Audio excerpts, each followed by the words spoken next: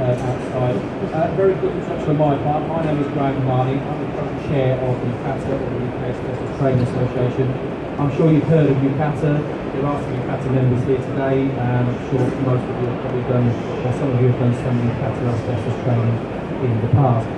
Now, the presentation I'll be talking about is asbestos training, and I've entitled it As Clear as Mud. The reason for that is there seems to be quite a bit of confusion in the industry about what type of training, say, ground workers obviously will require to undertake their work activities. So what I will do is I'll have a look at the existing arrangements for the last few years, and of course what UKATA are going to try to fill that gap in the marketplace. Some of the comments we often hear is, I'm a ground worker, I work on soils, what training do I need? Is it awareness, or is it non-licensed works? There's a lot of confusion with that. I only drive a digger, I don't need asbestos training, I'm working in a machine, so do I need any asbestos training? And then of course, one common one is, I'm only working with soils, potentially coming across contaminated asbestos in the soils, do I actually need to be trained? So, in theory, it is as clear as mud in the industry, so I'm going to try and set the record straight with regard to that. Now, my presentation will enable us to have a look at the training available to ground workers and people working on contaminated lands, to look at the training needs for ground workers, and of course identify the correct training course. I'm also going to add in a small presentation towards the end. Is there a need for practical training? And the reason behind that, there's been a lot of chatter in industry of late about possibly looking at e-learning courses for non-licensed work. And of course, with e-learning, as I'm sure you're aware, there is no practical training, and the issues regarding that. So there's a little study been done, so I'll try and give you a quick presentation on that study. It will be presented to UKATA. UKATA will publish that study, and hopefully that will obviously relay any sort of fears about the need for practical training. So currently, where do we sit? Well, the current regulations we have is the Control of Asbestos Regulations 2012. And the ACOP that goes with that is L143. So Regulation 10, if we looked at Regulation 10, it breaks the courses down into 3 types of training.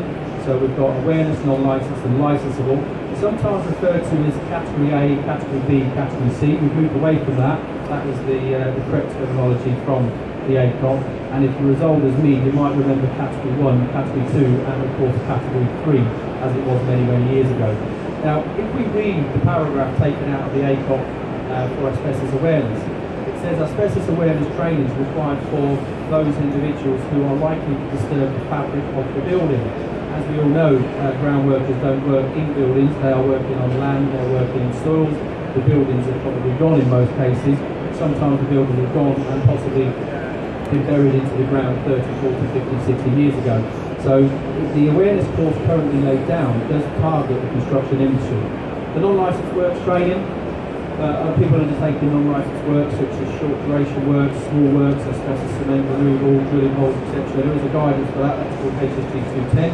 And again, that does concentrate more so on the drilling holes in Artex, lifting of floor tiles, removal of corrugated roof sheets, etc. And then of course the licensing of works with asbestos. I don't want to go into too much detail in that. They know what they should be doing, they know what they're allowed to do. But it's obviously ground workers, some ground workers already have a licence and they should be considered competent. Now if you look at the pictures on the right, which are generally provided on asbestos awareness courses, we have a toilet system in the building, we have a piece of asbestos cement on the left there in a building, we have a roof sheet on a building, we have some AIB there in the roof space in a building, and of course spray coating in a building. When building contractors visit these buildings, this is what they see, and this is how they will actually see the asbestos. The problem with ground workers, they won't see it like that. They will see it in a very different condition and a very different state. So for example, land surveyors inspecting the ground, geoenvironmental consultants who are possibly taking samples, ground investigation workers, ground workers. Now ground workers, we can look at ground workers maybe laying foundations for buildings. We could also look at people putting drainage systems in. We could even go to the extent of looking at a fencing contractor who is actually putting holes in the ground, and of course they can come across asbestos, but they're not going to see it in its installed form on a building. And then of course the land remediation contractors These are the people who are obviously going to make those suitable remediation controls, etc. And of course maybe clean the soil and treat the soil. And again, the photographs on the right of the screen. Sorry. You can see some concrete and of course pieces of asbestos cement in the concrete. There's a pile of concrete on the third photograph. Again, there's the asbestos, probably asbestos cement, but we can find other products. And then the bottom picture shows a contractor holding a piece of asbestos that they've actually identified. So from that we can see that there was an omission really for ground workers. So a number of years ago, UKATA decided to try and fill a gap with ground workers and people dealing with asbestos in soils. So what was born out of that was two courses. The two courses, the first one is the one on the left, the asbestos in soils. This is an awareness, so this would be an additional bolt-on to your basic asbestos awareness. So that would be half a day, and the remainder half of the day will obviously cover all those specific aspects regarding asbestos in soils. So looking at the origins of the contamination, how we identify soil analysis, remediation options, etc. Primarily aimed at supervisors, trades, personnel, and of course remediation employees. We then decided to add an additional course with that to take it to a higher level. And this course would be aimed at managers, clients, client agents, principal designers, etc.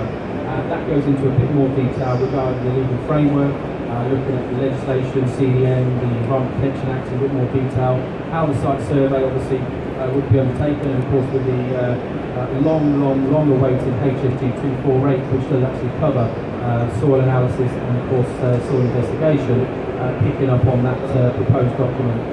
Materials management planning, inadvertent identification, and looking at some typical case studies. So a bit more intense in that sense. So that would be, in theory, again, a half duration of the asbestos awareness. Now from that, obviously UKATA can then generate, or UKATA members can then generate their certificates, which are obviously UKATA branded, but specific to the course obviously that's been undertaken, as opposed to just a normal asbestos course, normal asbestos awareness course. So the UKATA brand there, which obviously is well recognised in industry, and of course it gives trust to industry that the training has been delivered in accordance with the very strict standards that UKATA members obviously have to abide by, and of course provide that quality of that training. Now, as you can see from those courses, they were primarily developed for the professionals in the industry and of course the clients. And going back to those courses, it probably seems a little bit too intense for the average ground worker or the fencing contractor or the individual excavator driver, etc. And of course, specific certification was required. So we looked at this further, and one aspect we considered obviously was the current guidance, HSG 210, which you can see on the screen there. And of course, this looks at two main sections.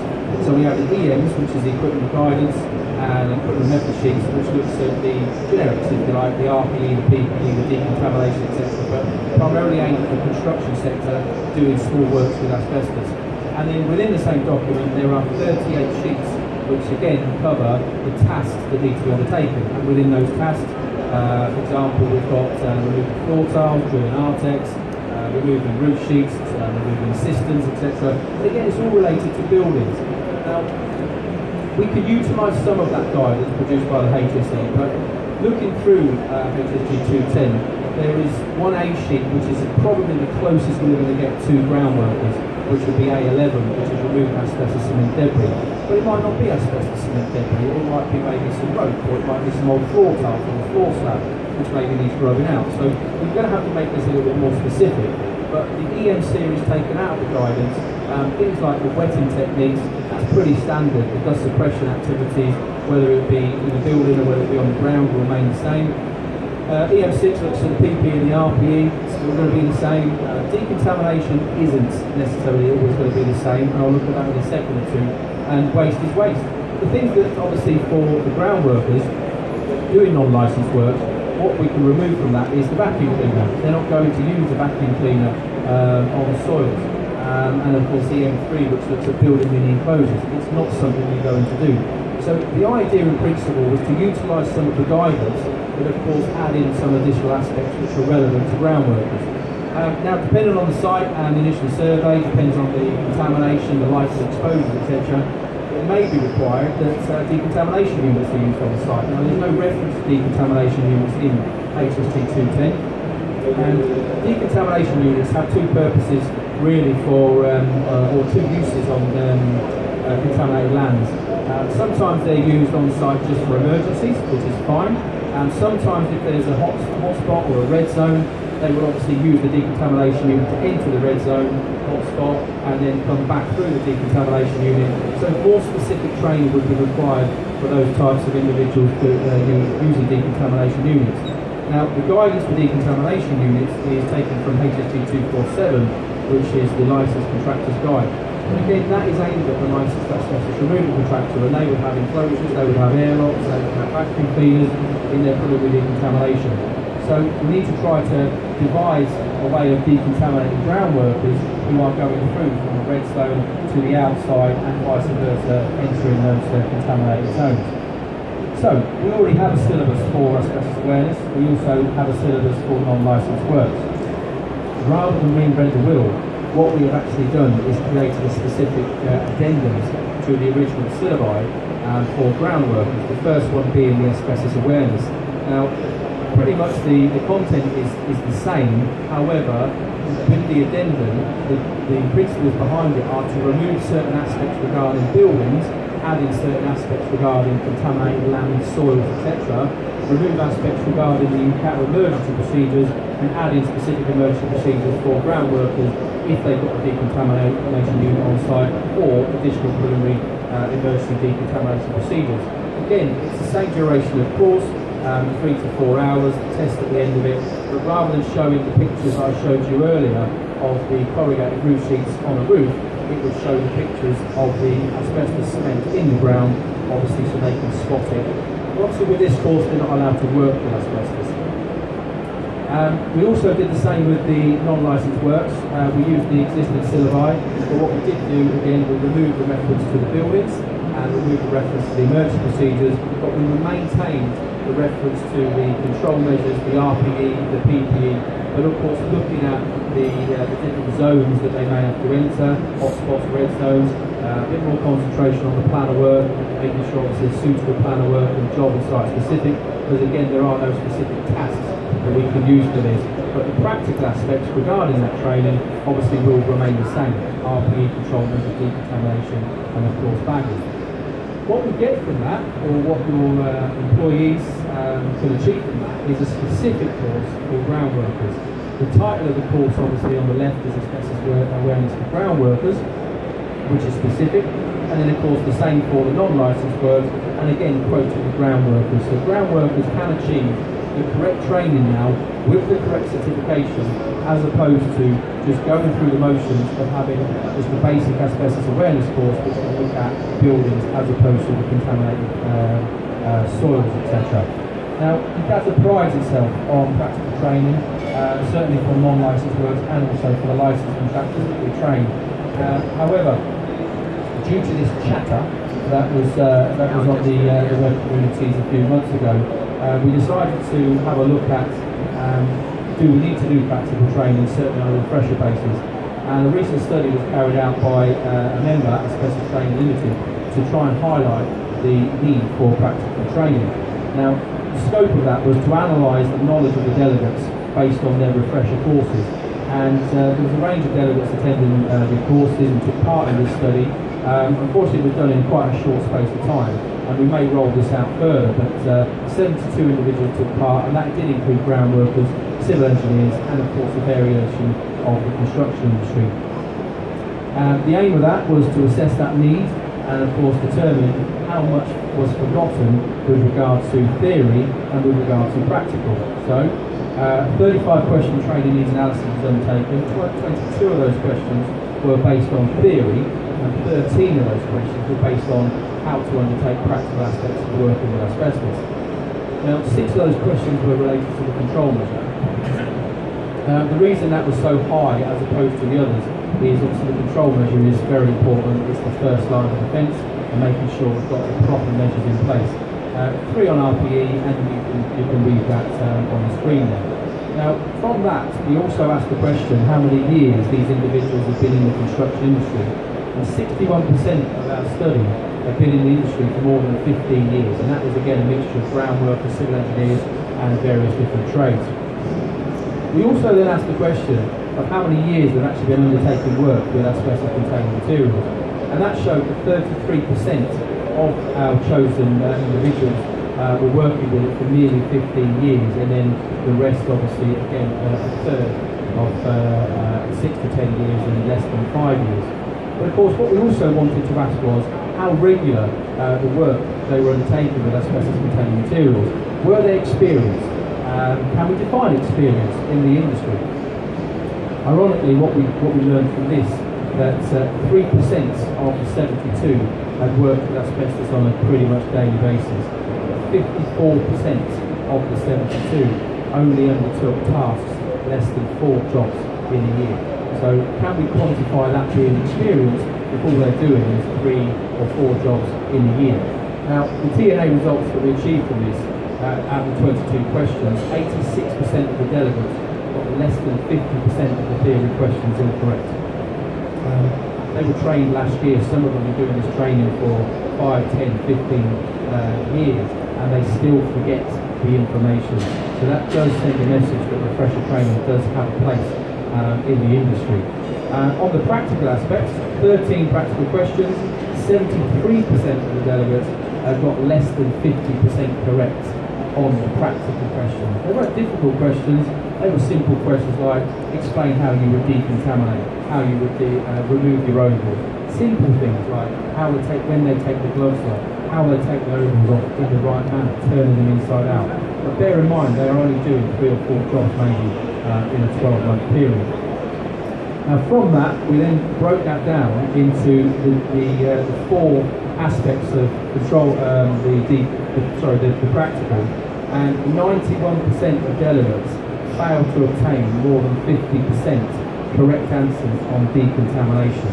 83 on waste, 69 on PPE and RPE, couldn't maintain their respirator properly, didn't understand about fit checking and face fit testing, etc., and 72% on the control measures. At the end, obviously, we tested them in accordance with the requirements, and they all passed, but only 3 got 100% pass there. The average there was anywhere between 80 and 90% out of the 30 question test. Now, what we actually did from this, we took one individual. We chose one individual specifically for this presentation, and we chose a ground worker. And the ground worker was 15 years in the industry and had been working with asbestos occasionally, a few times a year, for 5 years. What we found from that was 31% of the practical questions that individual ground worker got incorrect. And of course, they only got 31% of the practical questions. And that covered decontamination, PPE, procedures, waste, etc. So this does actually demonstrate there is a need for practical training, and there is a need obviously on the refreshers to undertake that practical training. So the conclusions we learned from that, other trades who regularly work with asbestos still fail to recall the practical measures. Maybe it's complacency, maybe they're not doing enough of this, so we can't really consider them to be experienced. The correct decontamination had the massive failure, the hugest failure that we found, because they weren't understanding the process in how they decontaminate. Now this wasn't decontamination inside a decontamination unit, this was a decontamination just from doing basic tasks of taking the overalls off. So there is that need to assess the practical requirements. Now, UKATA's position on this is that practical training is important, and we emphasised this a few years ago when we changed our non-licensed works course and we added in an additional half day. It wasn't welcomed in the industry, it certainly wasn't welcomed by members because it meant an additional half day, but you can see by that study there is a massive need for practical training, not just for the trades, but certainly for ground workers. Thank you very much. That was about 20 minutes. Any easy questions? This always happens to me. Nobody likes asking me questions. Come on, Gareth, answer the question. Yes, sir. How long will these courses last? Because the asbestos awareness is 1 year. Will these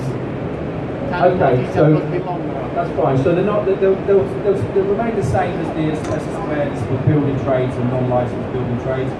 So there will still be an expiry date on those certificates. For licensed and non-licensed people who work with asbestos, that is mandatory every 12 months anyway. There's no way we can get around that. For asbestos awareness, there is no mandatory requirement to do asbestos awareness training every 12 months. However, it should be given us by way of a toolbox talk or an update. Now, we're not saying at UKATA you have to come to a UKATA member to do that. The reason the expiry date remains on that certificate, as it has done since the certificate generated back in 2011, was to prompt somebody to say you maybe need to do some sort of refresher. Whether it be an internal toolbox talk, and I've told the client by all means keep a record of that, and you can demonstrate you're meeting the requirements of the approved code of practice. But the problem, I see your point, the problem is that clients will see an expiry date on a certificate and they'll say that certificate's out of date. The best thing I can quote you there is face fit testing. If you have quantitative face fit testing, the software allocates the expiry date to 12 months. It doesn't expire. There is no expiry date for face fit testing, but it prompts people to maybe think about doing that additional refresher aspect.